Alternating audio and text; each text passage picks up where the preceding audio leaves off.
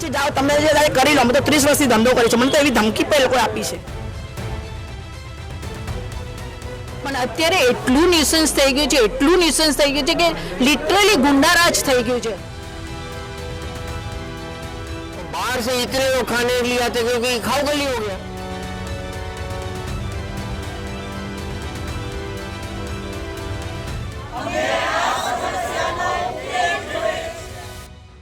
ઘાટકોપર ઈસ્ટની વલ્લભબા ગલીમાં ફેરિયાઓએ કરેલા સતત દબાણ અને અતિક્રમણના કારણે સ્થાનિકો માટે જીવન મુશ્કેલ બની ગયું છે.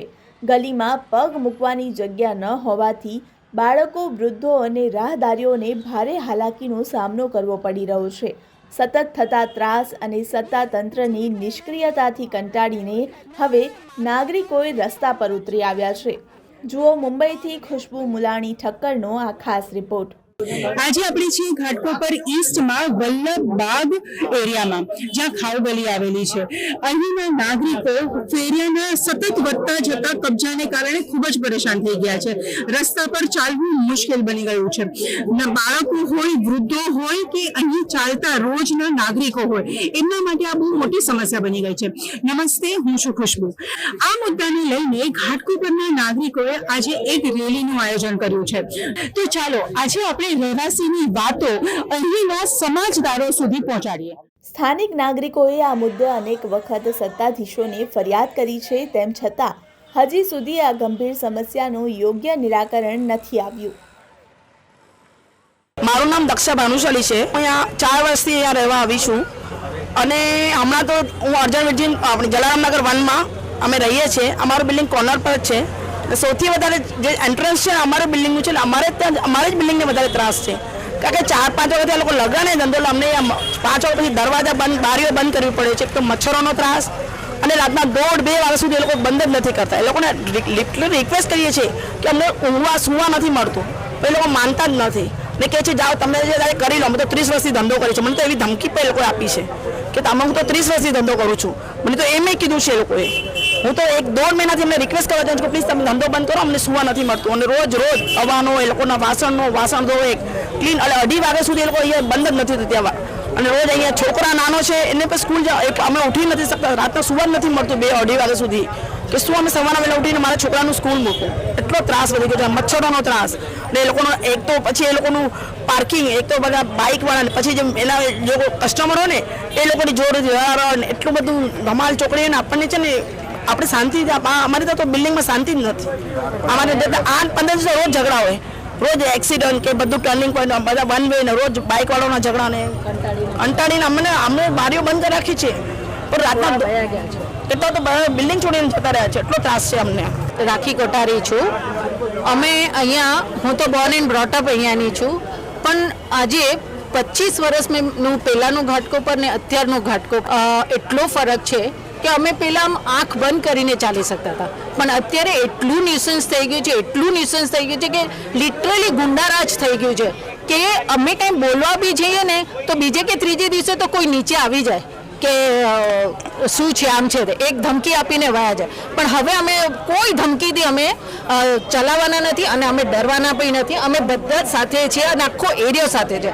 અચ્છા, આ ન્યુસન્સ એટલું છે કે આખી 20-25-50 ખુરશીઓ રોડ ઉપર લગાવી દીધી છે અને રાતના 2-2 વાગ્યા સુધી બધા જમવા, બધા ન્યુસન્સ એટલું કરે છે, અવાજ એટલું. એના પછી વ્હીકલ્સ, અચ્છા, એ વ્હીકલ્સનો એટલો અવાજ, એટલે આપણને તો એમ થાય કે આપણે ક્યાં રહ્યા છે. અનવોન્ટેડ પીપલ અહીંયા કેટલું તો વધી ગયું છે કે જે આપણે વિચાર્યું પણ નહોતું એવું પબ્લિક બી અહીંયા આવી રહ્યું છે.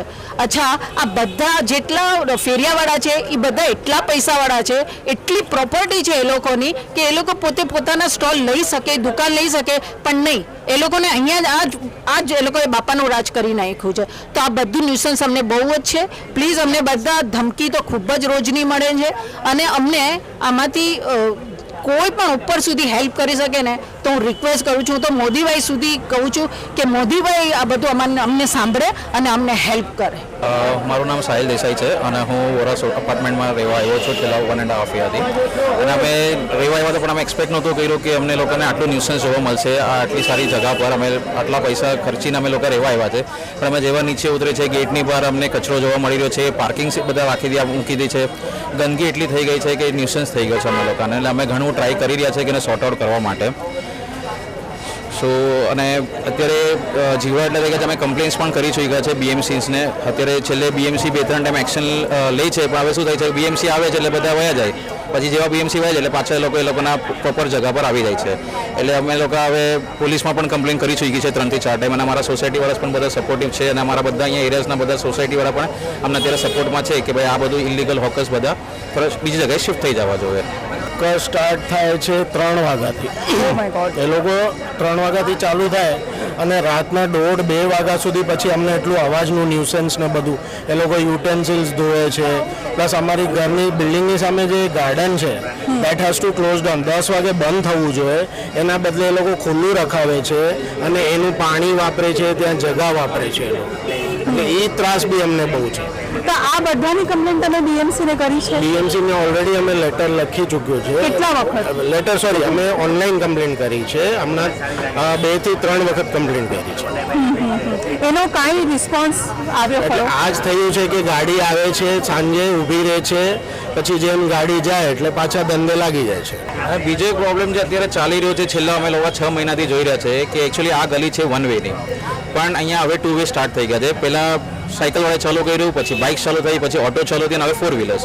અને કોઈને અહીંયા ડર નથી. અગર હવે અમે સોસાયટીવાળા અહીંયા કમ્પ્લેન કરીએ કે એ લોકો ગાડીવાળાને ઊભા રાખીને એમ કે ભાઈ તમે અહીંયા 1 વે છે, તો લોકો સીધા મારા પર ચડી જાય છે કે તમારા પાપાનો રસ્તો છે નહીં. એટલે એની માટે પણ અમે કમ્પ્લેન્સ કરી ચૂકી છે કે ભાઈ તમે અહીંયા કોઈ ઇનિશિયેટિવ લો, કેમ કે અહીંયા શું છે હવે જ્યાં સુધી કોઈ મોટી વસ્તુ ઘટશે નહીં, કે કોઈની ડેથ નહીં થાય ત્યાં સુધી મારા ખ્યાલથી આ ગલીમાં કોઈ સમજશે નહીં કે આ ઇલીગલ એ લોકોએ 2 વેમાં ચાલુ ના કરવા જેવું હોય. પણ અમે ટ્રાય કરી રહ્યા છે, હવે અમે ટ્રાય કરતા જ રહીશું બધા સોસાયટીવાળા સાથે કે આ હવે 1 વે પાછું થઈ જાય એમ કરીને. ક્યારે મારામારી થઈ હોય કે એવું એટલું ન્યુસન્સ નથી થયું? મારામારી એટલે 1 વેમાં હવે 2 વેમાં કોઈ આવી જતું હોય અને અમે એમને અટકાવતા હોય, કોઈ ગાડીવાળાને અટકાવતા હોય તો પછી એ લોકો શું છે સીધા અમને ઉતરીને કે ભાઈ અમારે તો અહીંયાથી જ જવું છે, અહીંયાથી જ જવાના છે. એ લોકો પછી એમ કે ભાઈ જો આગળવાળા છે એને પહેલાં રોકો પછી અમે રોકશું. એટલે પછી બોલાચાલી અને થોડી ઘરમાં ગરમી થઈ જાય, પણ એઝ યુઝ્યુઅલ પછી કોઈ એક્શન લે નહીં. અને આ બેઝિક પ્રોબ્લેમ છે સેટરડે સન્ડેનો એટલો ન્યુસન્સ છે કે રાતના ઇવન હું 12 વાગે પણ અમે લોકો બધા આવે, અહીંયા ટર્નિંગ મારવાની જગ્યા નથી હોતી, હોર્ન મારતા રહે તો બધી પબ્લિક સાંભળે પણ છે, પણ કોઈને હટવું નથી, હોકર્સ કોઈને બોલતા નથી, એ લોકોની ધૂનમાં જ ચાલ્યા કરે છે. અને પ્લસ અમારા બિલ્ડિંગની સામે પણ બધું ચાલે છે, ગેસ બધા બહાર રાખીને મૂકે છે. કોઈ મોટી દુર્ઘટના ઘટી જશે પછી મે બી BMC પોલીસ એક્શન લેશે, મે બી એની વેટ કરી રહ્યા છે, અમને કંઈ ખબર નથી. અમે અત્યારે ટ્રાય કરી રહ્યા છે કે આ ન્યુસન્સ થોડો બંધ થઈ જાય ને ઓછો થઈ જાય તો અમને પણ સારું પડે. અહીંયા જ્યારે સાહિલે કીધું કે અમારે તમે કીધું હાથાપાઈ નથી થઈ, એ નોબત ના આવે એટલા માટે હવે અમારે છે ને મોંઘા વોચમેનો રાખવા પડે છે, જે બાઉન્સર્સ ને બધા હોય છે. એ now we have shifted to them. એટલે એ એક ખર્ચો અમને વધી ગયો છે. એ ડર ના મારે કે અમારા સાથે કાંઈ ક્યારે ન થાય એટલે અમે વી હેવ હાયર્ડ બાઉન્સર્સ. કોઈ પણ હોકર્સને કંઈ ફરક નથી પડતો, ડર નથી. અમે બધા ટેક્સ પેયર્સ છે, અમે ટેક્સ પેમેન્ટ કરી રહ્યા છે. અગર 1 વે છે તો definitely it should be 1 way, પણ એ લોકોને કોઈને ડર નથી. પોલીસવાળા યા તો કેમેરા ઇન્સ્ટોલ કરી આપે, યા તો અમારા જે સિટીઝન્સને એ લોકો અગર જે મશીન છે એ આપે તો અમે લોકોને ત્યાં રેકોર્ડ કે ફોટો પાડીને મોકલીએ. હું પોતે ઘણીવાર 1 વેમાં હોય છે, અમે ફોટા પાડીને એ લોકોનો જે મોબાઈલ વોટ્સએપ એપ છે અમે મૂકી નાખીએ તો એ લોકોને એક રિપ્લાય આવે કે traffic police division will take action. શું એક્શન થઈ છે અમને આજે સુધી ખબર નથી. તો અમે એ પણ પોલીસને વિનંતી કરી કે અમે સિટીઝન પણ સપોર્ટ કરવા તૈયાર છે આ બધી વસ્તુમાં કે જ્યાં 2 વે છે તો તમે બધી રીતે હેલ્પ કરી શકો છો. નો એન્ટ્રીનું બોર્ડ બધાને દેખાય છે, સામે લાગેલું છે, પણ કોઈને જોવું નથી, બધા સીધા જવા જ માંડે છે. તેની માટે અમે વિનંતી કરીએ છીએ કે ગવર્મેન્ટ, પોલીસ બધા અમને સપોર્ટ કરે, પણ અમે પણ એમને સાથે સપોર્ટ જ કરશું આ બધી વસ્તુમાં.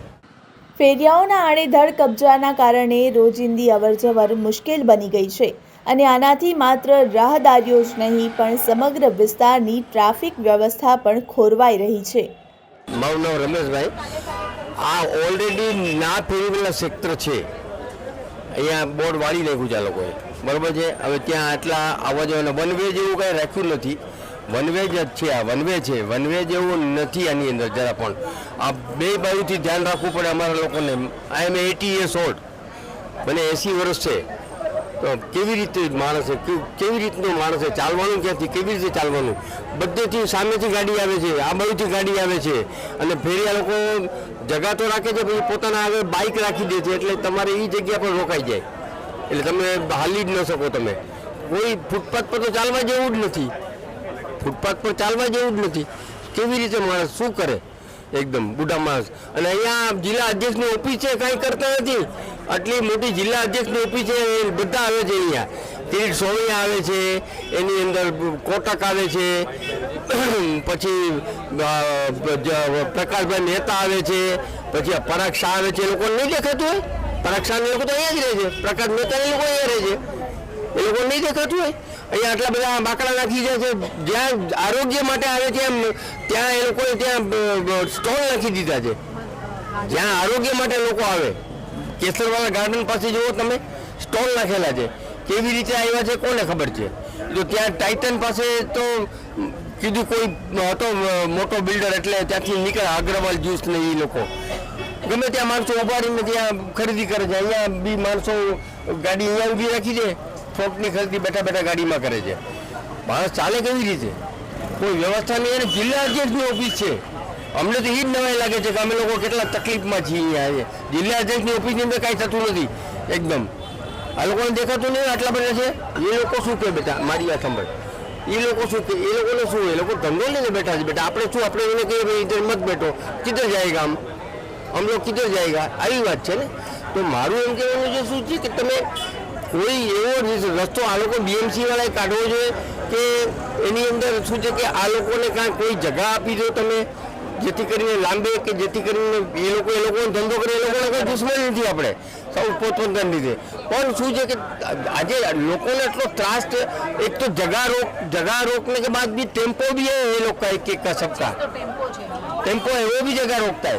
वो टेम्पो खड़ा रहता है, उसमें साक्ष्य मारता है, उसके अंदर बाजी काटता है. उधर वो पापड़ वाला है, उसने गाड़ी रखा है उधर, वो गाड़ी के अंदर वो पापड़ का सब ककड़ी बकड़ी सब काटता है.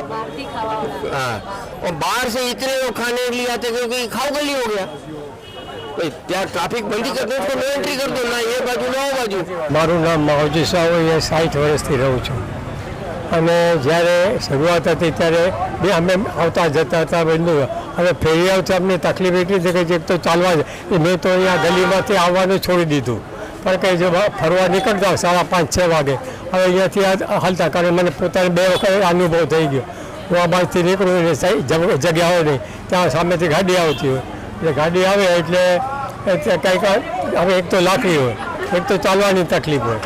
અને ત્યાંમાં હવે એટલા 2-3 જણા તો અમારા પોતાના હતા, એને એ આવવાનું આ બાજુ ગલીમાં છોડી દીધું કે આમાંથી આવી શકાય નહીં. અને ફેરિયાઓથી તો મોટી તકલીફ છે, કારણ કે જગ્યા નથી રાખતા. તેમાં પણ શનિવારના એ લોકો તો એટલું બધું થાય છે કે અહીંયાથી આટલું પહોંચવું, એની બદલે અમે ગલીમાં ફરીને જઈએ તો આમ સીધું ન જઈ શકીએ, એટલી જગ્યા નથી રહેતી. એટલે હવે એને તો એ રસ્તો છે, ક્યારેક તો લાગે કે આ જગ્યા છોડી દઈએ અથવા રસ્તો છોડી દઈએ, એવું થઈ જાય. BMCમાં ડાયરેક્ટ ફરિયાદ લેખિત તો નથી કરી, અહીંયા ક્યારેક જ્યારે આવતા હોય કે આપણે મોટા આવતા હોય ત્યારે વાત કરી છે કે તમે આને માટે કંઈક રસ્તો કરો. હવે અમારા જે મેઇન તો અમને લાકડીવાળા અમારા ઓલા ઇલેક્ટ્રિશિયન હતા, એ તો પડી ગયા, આનો ફ્રેક્ચર થઈ ગયું, કંઈ જગ્યા જ નહોતી એને ચલાવવા માટે. એટલે એક મોટી તકલીફ તો એ છે જ. અને તેમાં પણ હવે ઠીક છે, તમે તો આમ સીધા નીકળી જાઓ, આમ પણ ફરી શકો. હવે અમારે તો આમ ચાલવું પડે, આમ ચાલવું પડે, તો એ શું કરવાનું? આ બાજુ લાકડી રાખીએ જગ્યા નહીં, આ બાજુ લાકડી રાખીએ જગ્યા નહીં, એ સીધે ચાલે એક આ બાજુ ઠોકી દઈએ છીએ. એટલે અમારા માટે તો કહું તો ગલીને આવવાનું છોડી દીધું, આ બાજુ ભગવાનું હવાનું જવાનું છોડી દીધું, એ બહાર હવે નીકળવાનું છોડી દીધું. સતત થતા ત્રાસ અને તંત્રની ઉદાસીનતાથી કંટાળીને હવે નાગરિકોએ સખત વલણ અપનાવ્યું છે. સ્થાનિક સમજદારો, સંસ્થાઓ અને સત્તાધીશો પાસે તાત્કાલિક ઉકેલ લાવવા માટે અપીલ કરવામાં આવી છે. ચર્ચા છે કે જો આ મુદ્દે ઝડપથી કોઈ પગલાં નહીં લેવામાં આવે તો સ્થાનિકો આંદોલનના માર્ગે જઈ શકે છે.